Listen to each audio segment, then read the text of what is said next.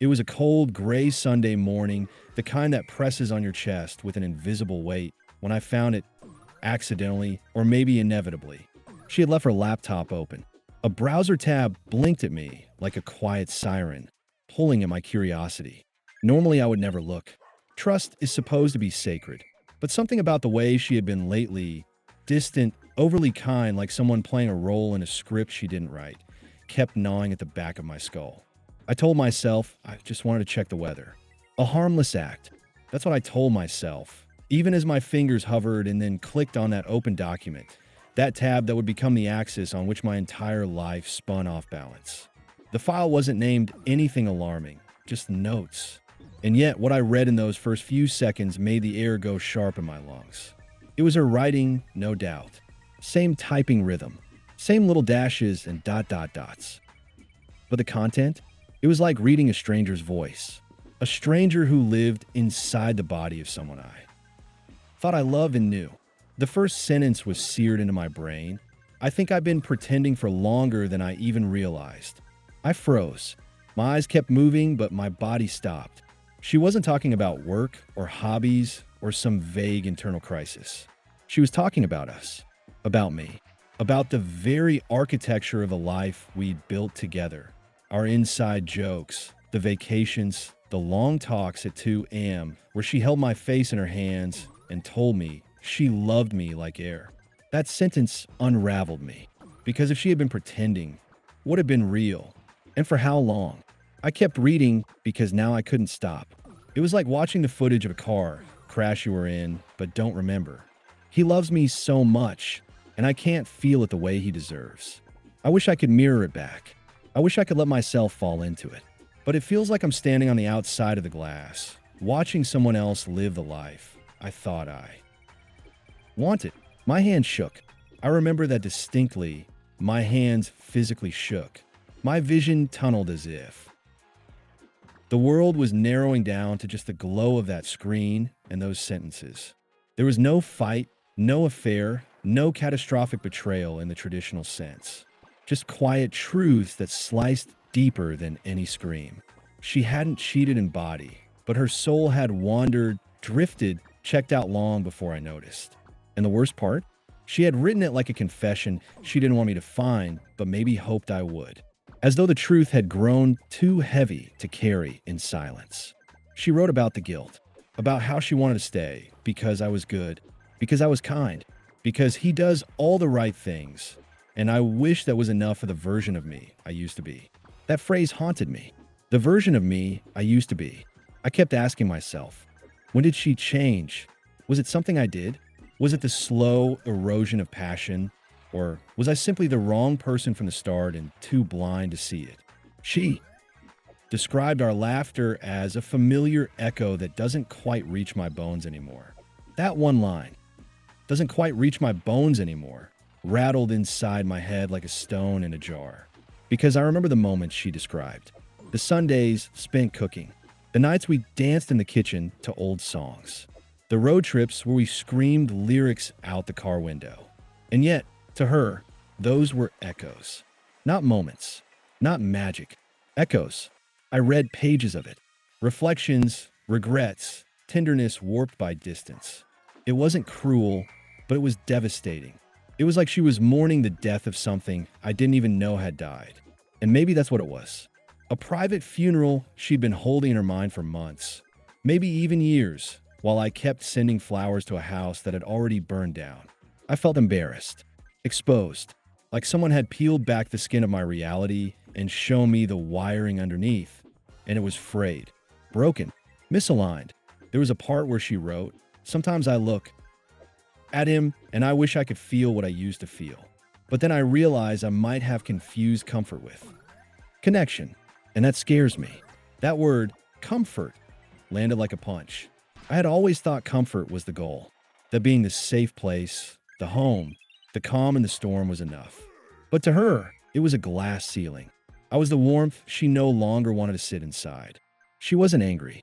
She wasn't plotting. She was just done. Quietly, deeply, thoroughly done.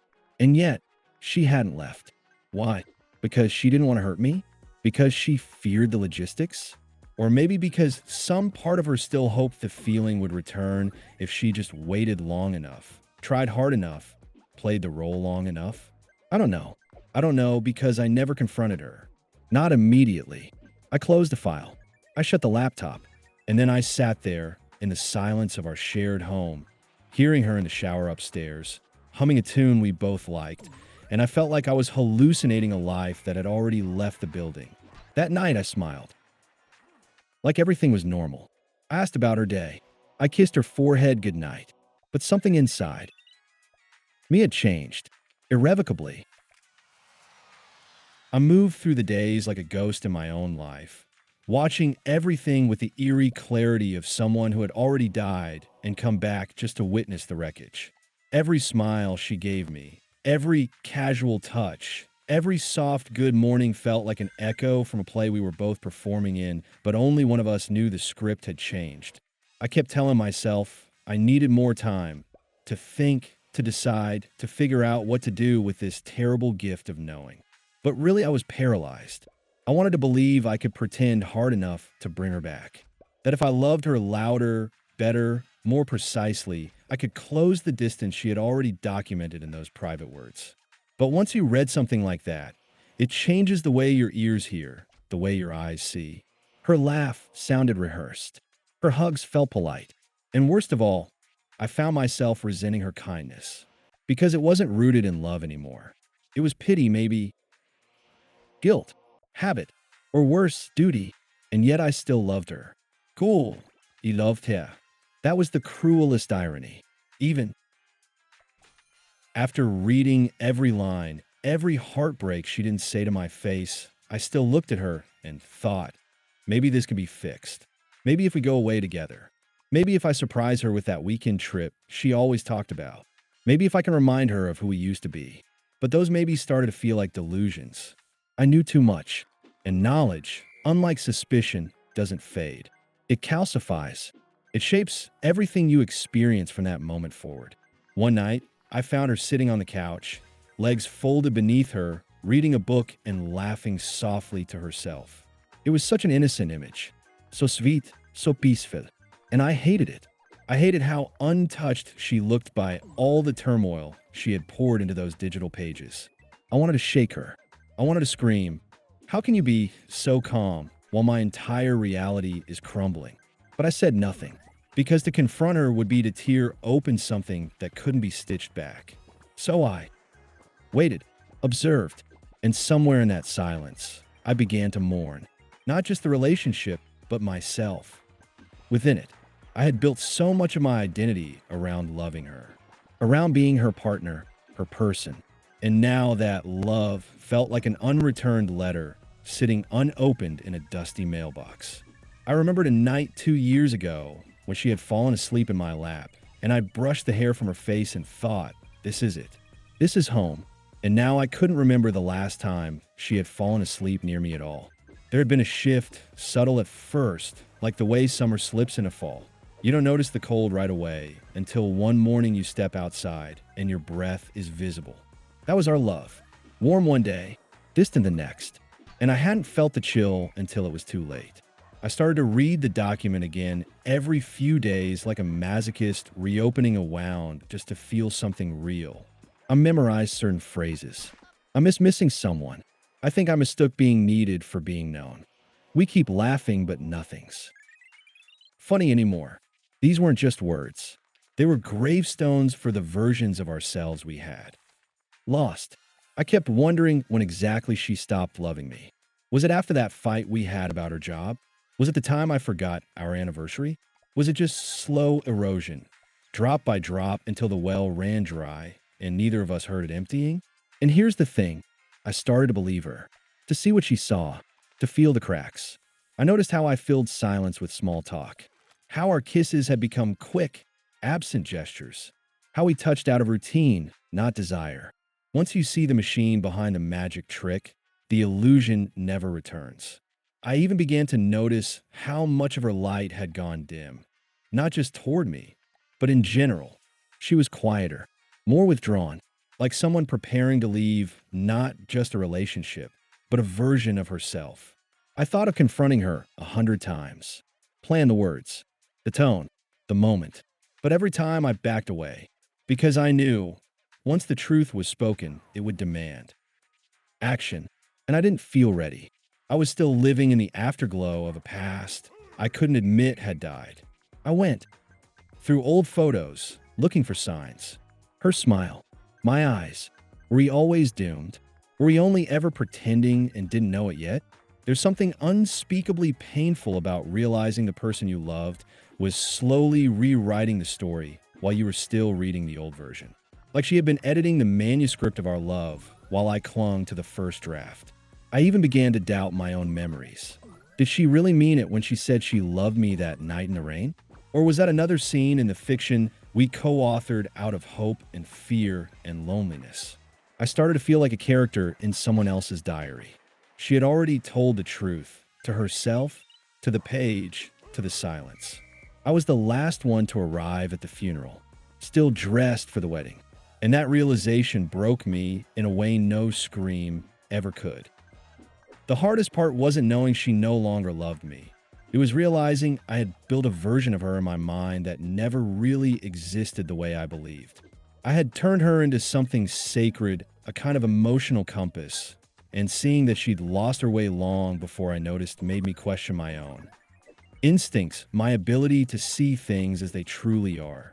I began replaying every scene, every memory, with a cold filter of hindsight.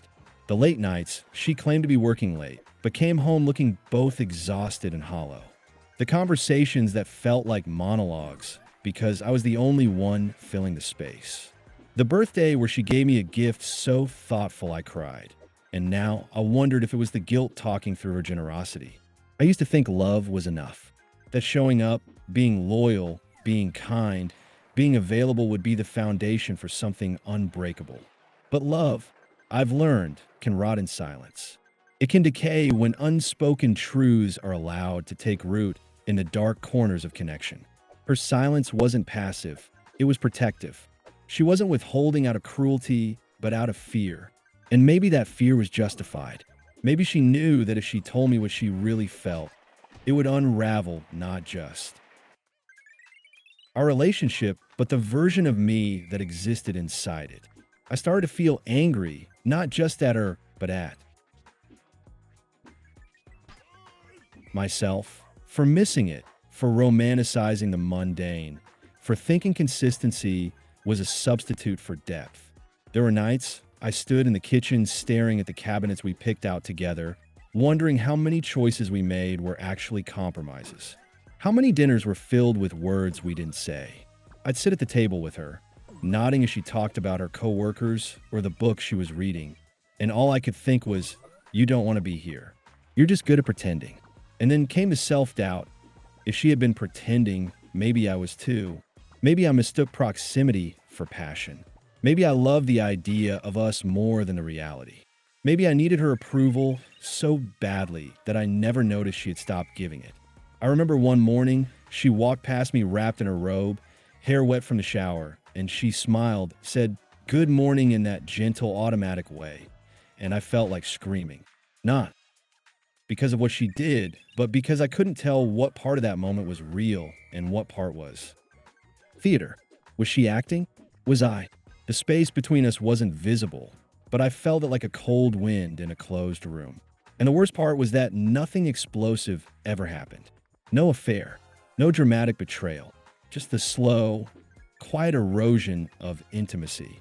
A death by 1,000 gentle cuts. A love that died not with a bang, but a whisper. And maybe that's what made it harder to grieve.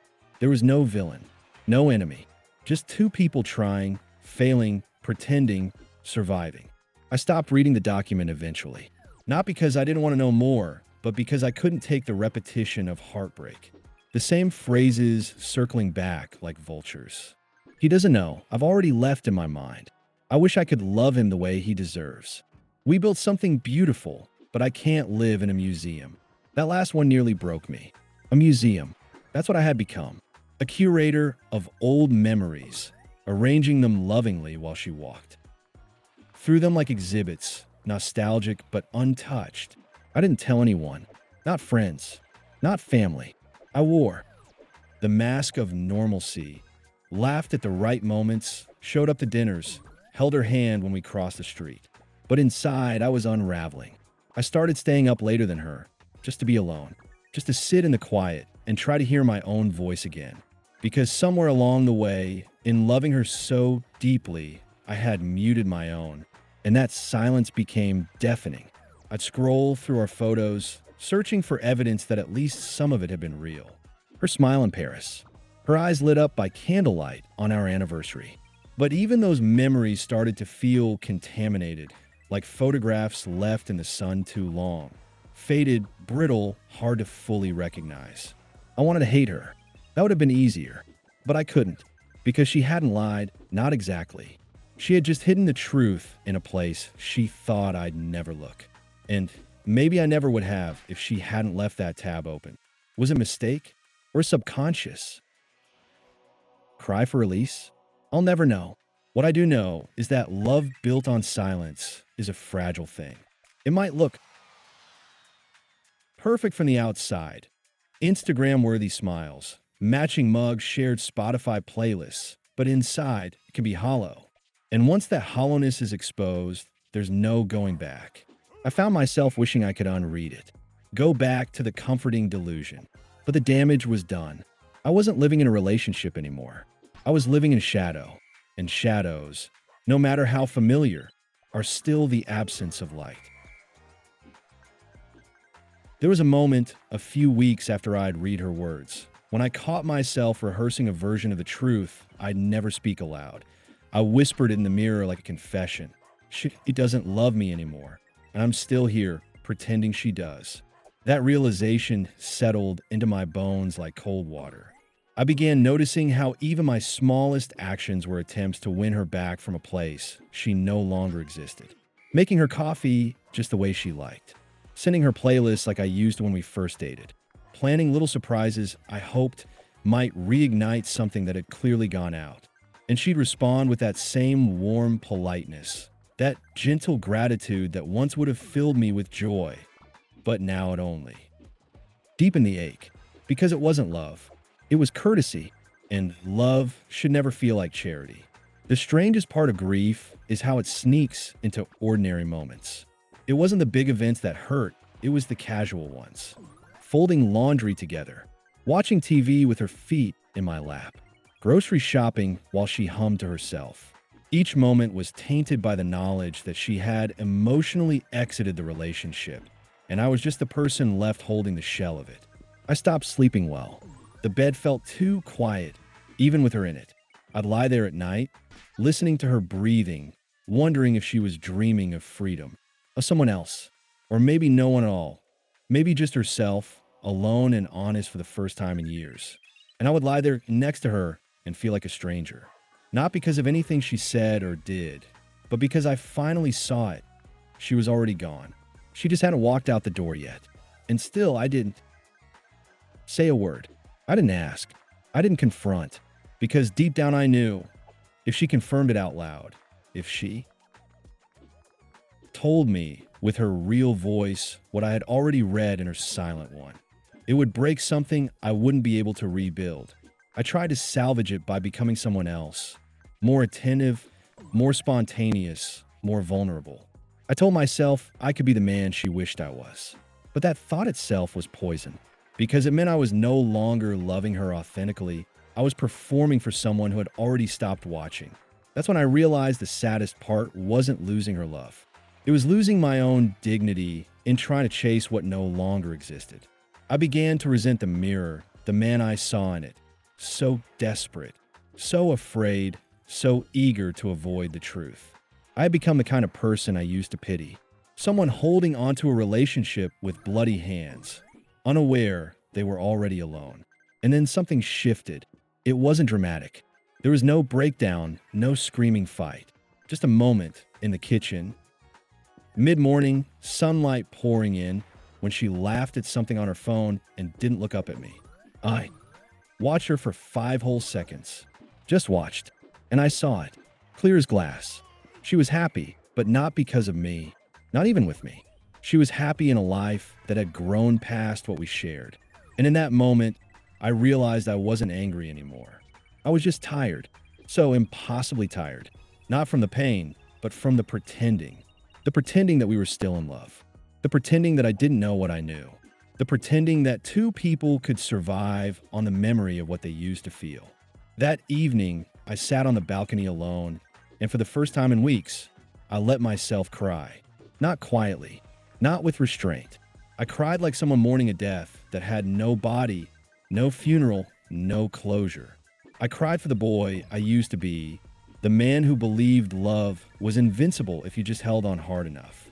I cried for the future we had once planned, the places we'd never go, the children we'd never name, the life we'd never grow old inside. And when the tears finally stopped, something else came in their place. Stillness. Not peace. Not yet, but a kind of clarity. I couldn't make her love me again. I couldn't rewind. I couldn't unknow. But I could choose to stop bleeding for someone who had already stopped noticing the wound. The next morning, I looked at her over breakfast, and for the first time in a long time, I didn't see my partner. I saw a person I once loved deeply, who had now become part of my story, not my present. And that was the beginning, not of a new relationship, but of an ending I could finally accept. The decision to leave wasn't dramatic. It arrived like a breath I hadn't taken in months, slow and undeniable. There was no final straw, no explosive argument, no midnight suitcase packing. Just a quiet morning where I woke up and knew that staying would only deepen the wound. She was still asleep beside me, curled toward the wall like she always did, unaware that I was looking at her for the last time not as a lover, but as someone I was about to walk away from. Not out of anger, not out of punishment, but out of mercy for both of us. People think breakups need to be big to be real, that the pain needs a shape, a sound, a scar to prove it mattered. But sometimes the deepest endings are the ones that come quietly, after too many days of pretending, too many unsaid things piled up between toothbrushes and shared blankets. I didn't leave that day, not physically, but something in me stepped away. I started preparing in silence, canceling our weekend plans, pulling my things back into a mental inventory. I began detaching, not in bitterness, but with care, like slowly unraveling a tangled knot instead of ripping it apart. I wanted to do this gently because no matter what, she wasn't the villain, and I wasn't the victim. We were just two people who had once found each other and now had to find our way apart. I waited another week. I needed the right moment, not perfect, but honest. One evening, we sat on the couch, a movie flickering in the background, and I realized it was now or never. I turned off the TV. She looked at me, surprised, maybe sensing the tremble behind my calm. I didn't say much. I didn't need to. I just said I knew, that I had read what she wrote, that I understood, and I forgave her. Her face went pale, then red, then pale again. But she didn't deny it. She didn't cry. She didn't collapse. Instead, she looked at me with the deepest sadness I'd ever seen and the deepest relief, like someone who had finally been set free from a secret that had grown too heavy. She whispered, "I'm sorry," and I believed her. Not because she owed it to me, but because I could see it cost her something to say it. We talked for hours after that, softly, like people mourning a shared dream. We remembered the good things. We acknowledged the cracks. We didn't assign blame. There was nothing left to fight for, but there was still something left to honor. And that felt sacred in a way I didn't expect. I left 3 days later, packed quietly, no drama. I hugged her in the doorway, and for a moment we just stood there, two people who had once believed forever was ours too. Claim. And then I walked away, not because I stopped loving her, but because I finally started loving myself. Enough to stop settling for half-hearted love. The first few weeks alone were brutal.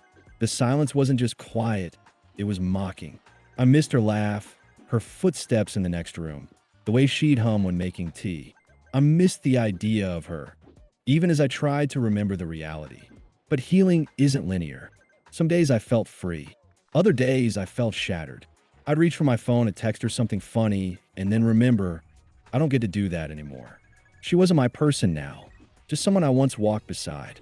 And slowly, very slowly, the ache softened.